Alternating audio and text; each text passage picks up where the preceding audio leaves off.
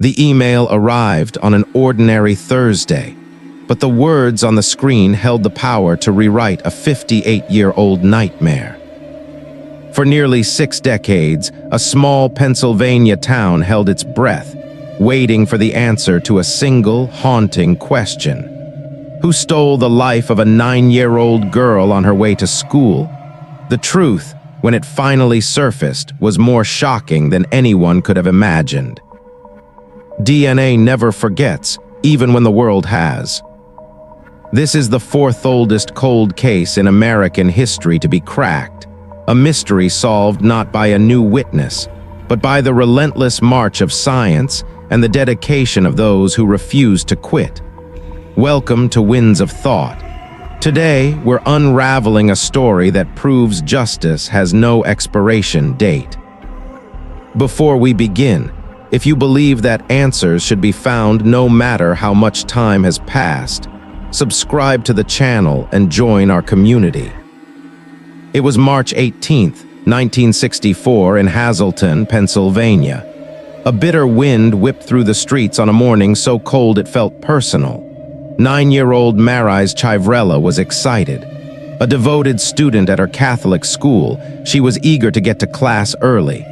She had carefully selected canned pears and beets from her father's grocery store to bring to her teacher. This simple, kind act would be her last. Marise begged her parents to let her walk to St. Joseph's parochial school alone this one time. It was a request she'd never made before. Reluctantly, they agreed. She bundled up against the chill, grabbed her school bag and the canned goods, and stepped out into the world. Neighbors saw her fighting the wind, her head down, determined. One even thought to call her inside to warm up. She declined. She had to get to church. That was the last moment anyone ever saw Marise Chiverella alive. By lunchtime, her family knew something was wrong. She never arrived at school. Her father, Carmen, began a frantic search, knocking on doors and retracing the 6-block route. Then, a neighbor's voice, trembling, delivered the devastating news. "If you're looking for the little girl," she said, "they found her." About 3 miles away, in an abandoned coal stripping pit used as an illegal dump, a man giving his nephew a driving lesson made a horrifying discovery. What he initially thought was a discarded doll was, in fact, the body of a small child. Police and local priests rushed to the scene. One of the clergymen looked at the victim and went pale. He knew her. It was Marise. The details of the crime are harrowing, but they are essential to understanding the monster who committed it. Marise was found fully clothed, but her shoes were missing. Her wrists and ankles were bound with her own shoelaces. A multicolored scarf had been stuffed so violently into her mouth that it knocked out a tooth. She had been struck on the head and ultimately strangled. The autopsy would later confirm she had been sexually assaulted. In the midst of this brutality, the killer made a critical mistake. He left behind his biological evidence on Marise's clothing. But in 1964, DNA testing was the stuff of science fiction. The evidence was meticulously documented, bagged, and stored away in a filing cabinet, a silent witness waiting for its moment. The town of Hazleton was forever changed. This was a tight-knit community built by immigrants, a place where doors were left unlocked and children played freely. The murder of Marise Chiverella shattered that innocence. Doors were locked. Parents became fearful. The mayor declared that the crime made everyone cognizant that evil constantly is present. An era of trust had ended. For the Pennsylvania State Police, the investigation was all-consuming. They worked around the clock for months, compiling over 4,600 pages of documents. They interviewed hundreds, pursued countless leads, and even dealt with a false confession. But the killer's name never, ever appeared in their files. Not as a suspect, not as a person of interest. He was a ghost. Year after year, the case grew colder. More than 230 different troopers would work on it over the decades. They maintained a promise to the Chiverella family, checking in with them monthly. Marise's mother, Mary, ended every family grace with the same prayer. "Please help the police find the man who hurt my daughter." A mother's prayer echoing for half a century. Both of Marise's parents would pass away, carrying their unanswered questions to the grave. Her siblings were left with a lifetime of painful wondering. What would Marise have become? What family would she have built? All of it stolen. The first major break came in 2007. Science had finally caught up. The state police lab developed a full DNA profile from the evidence preserved decades earlier. It was entered into CODIS, the National Criminal Database, and then nothing. For years, the profile was checked against every new entry. No matches. Why? The killer had never been arrested for a qualifying crime. He was invisible to the system. The case went cold again until a revolutionary new technique emerged: forensic genetic genealogy. In 2019, police partnered with a private lab. The killer's DNA was uploaded to a public genealogy database, a site where people upload their DNA to find relatives. They weren't looking for the killer himself, but for his distant cousins. And they found one, a very distant match, a sixth cousin.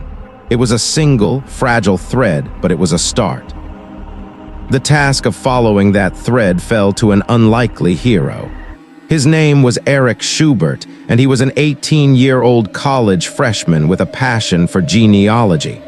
From his dorm room, he emailed the state police offering his help. Most departments would have ignored it.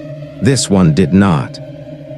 Lieutenant Devin Brasky vetted the teenager and discovered Eric had already helped solve other cold cases. He brought him on board. For 2 years, Eric worked up to 20 hours a week for free, building intricate family trees from that one distant DNA match. He slowly, painstakingly navigated through generations, narrowing the pool from thousands of potential relatives to just a handful of men. One surname kept appearing: Forte. James Paul Forte, born and raised in Hazleton. A high school graduate who was described as tall and handsome, his future undecided. He served in the army and later worked as a bartender.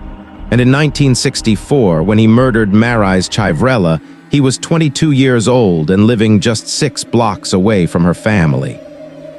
The most chilling detail: one of his addresses was directly across the street from the cemetery where Marise was buried.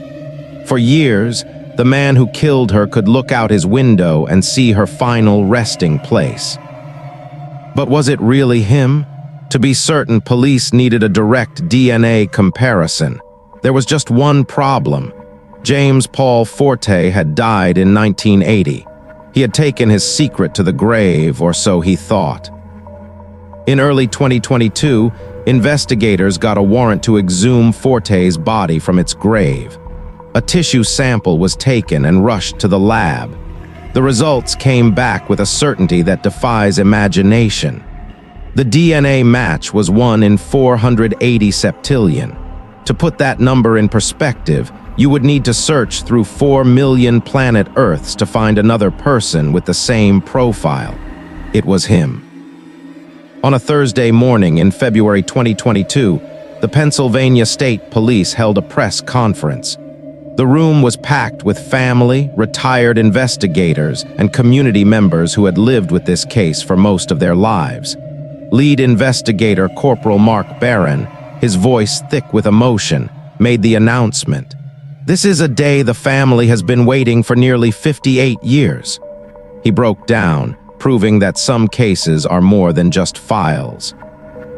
Marise's siblings finally had their answer. Her sister, Carmen, spoke for the family. "Our parents didn't want punishment or revenge," she said. "They wanted justice.